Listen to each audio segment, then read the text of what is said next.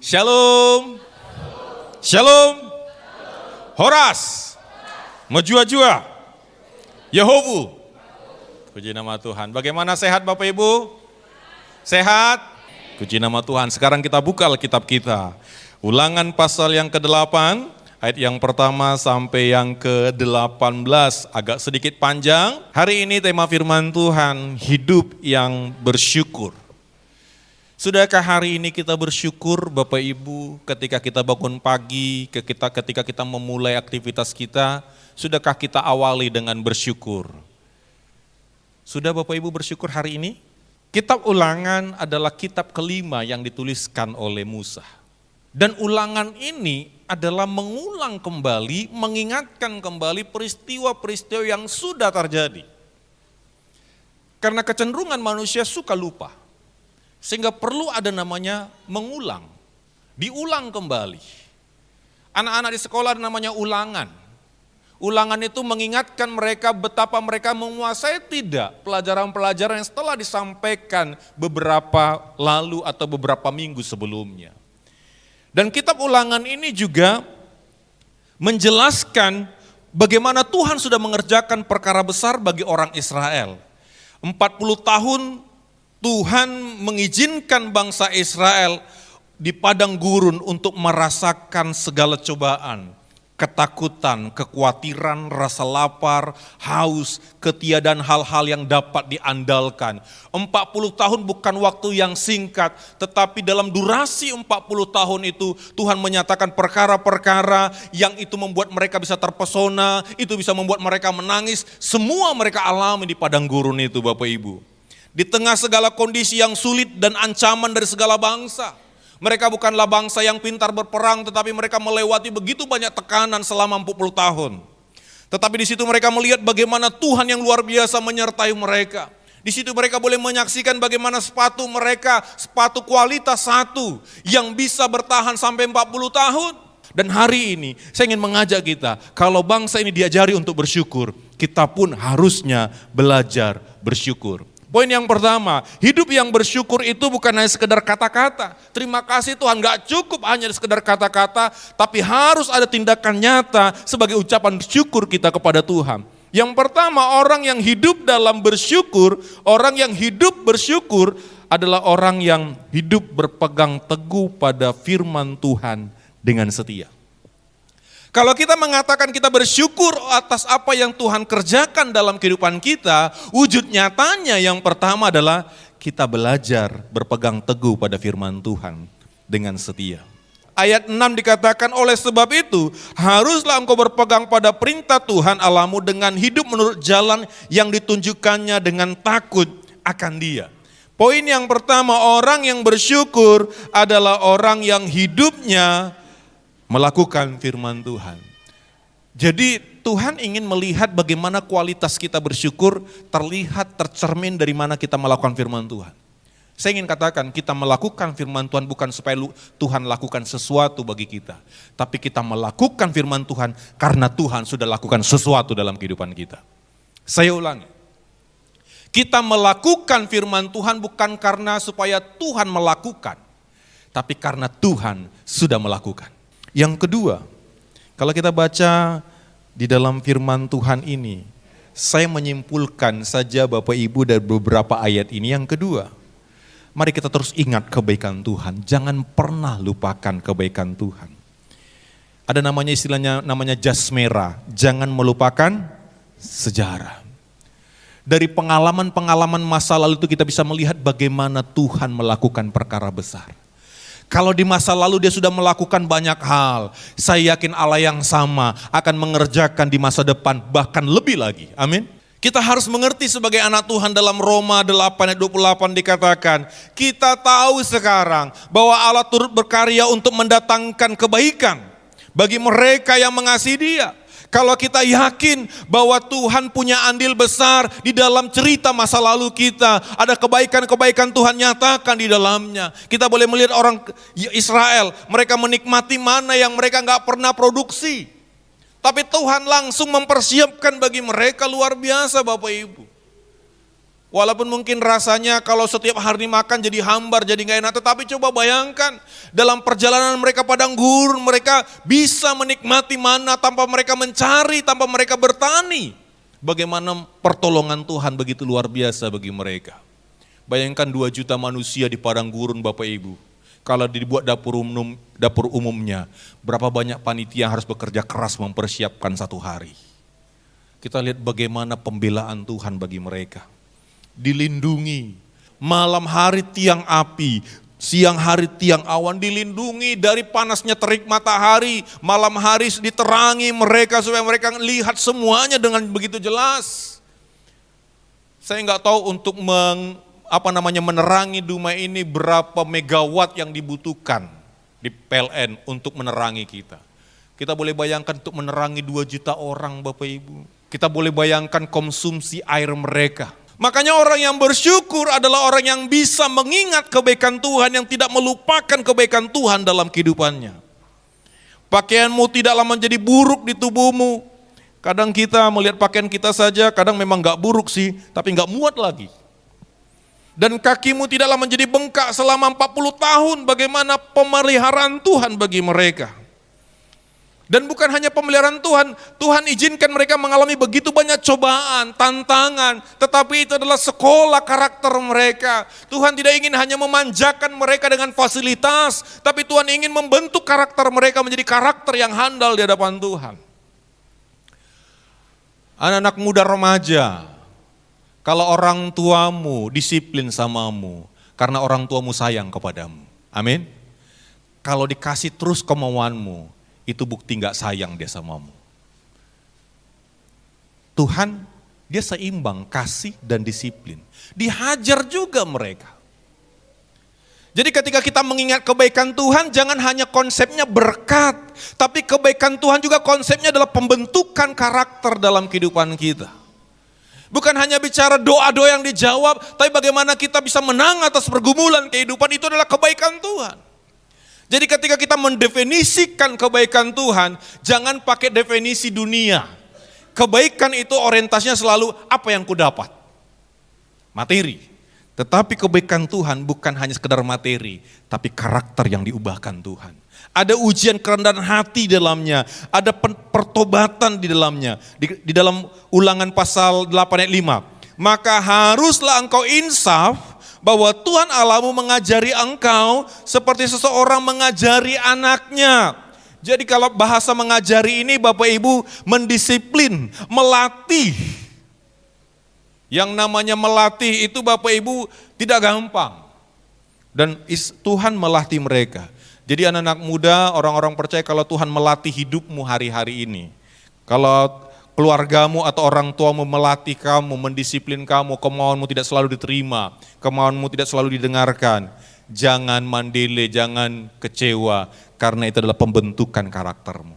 Ini yang kedua Bapak Ibu, ingatlah kebaikan Tuhan di dalam kehidupan kita. Bukankah pujian Kidung Jemaat berkata, berkat Tuhan satu-satu hitunglah, niscaya kau akan kagum akan kasih-Nya.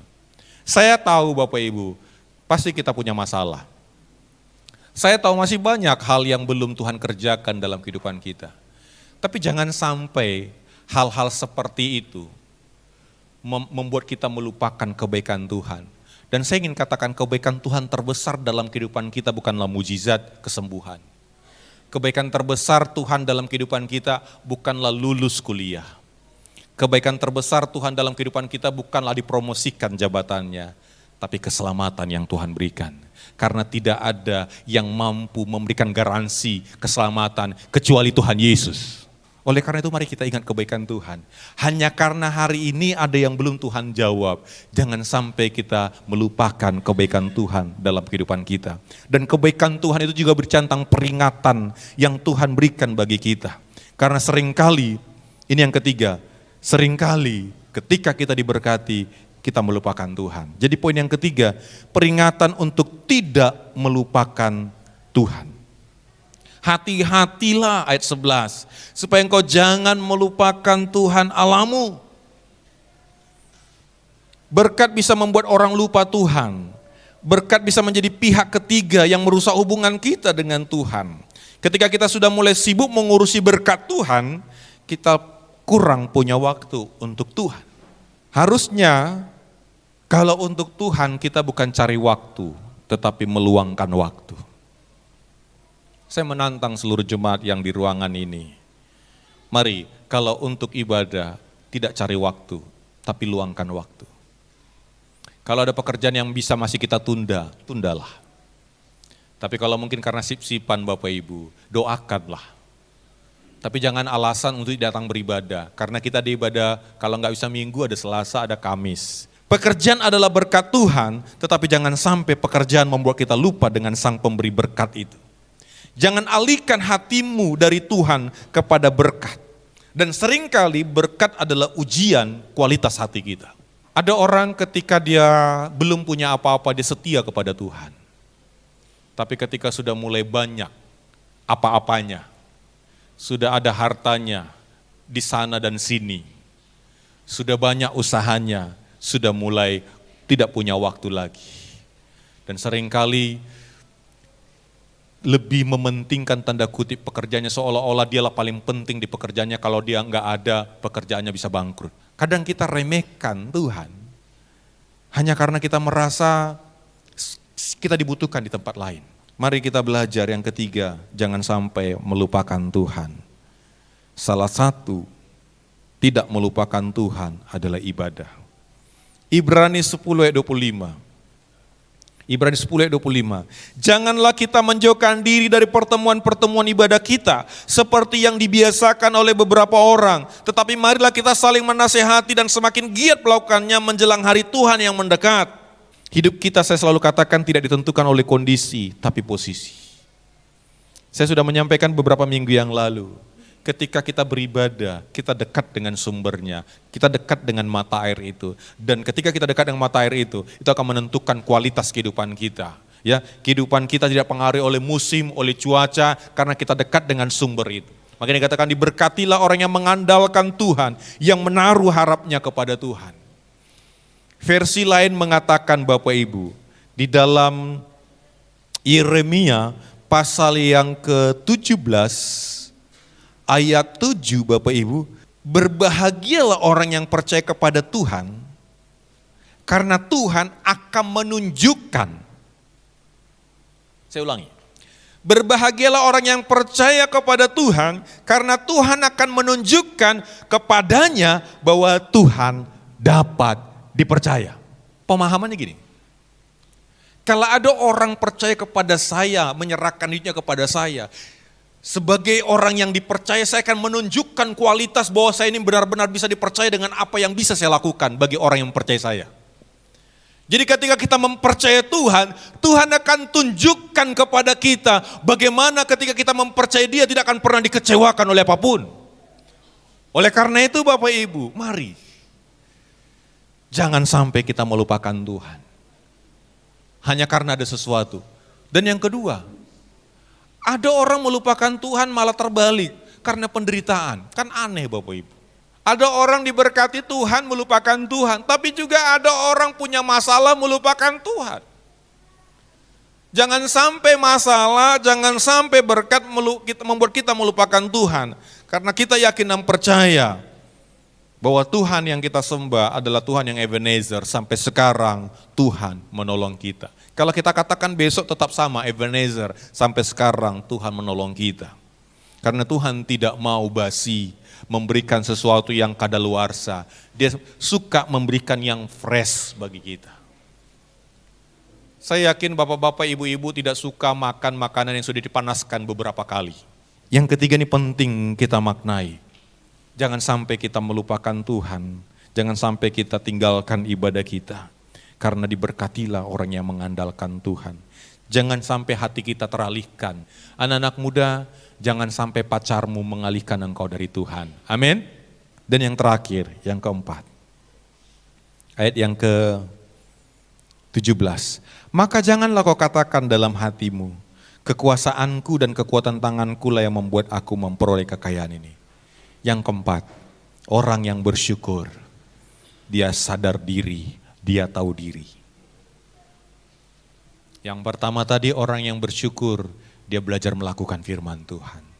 Yang kedua orang yang bersyukur adalah orang yang mengingat selalu kebaikan Tuhan. Bahwa kebaikan Tuhan itu mendatangkan bukan hanya berkat jasmani, tapi pembentukan karakter bagi dia. Yang ketiga, orang yang bersyukur adalah orang yang tidak melupakan Tuhan dengan melakukan ibadahnya. Dan yang terakhir, yang keempat ini, orang yang bersyukur adalah orang yang sadar diri, adalah orang yang tahu diri.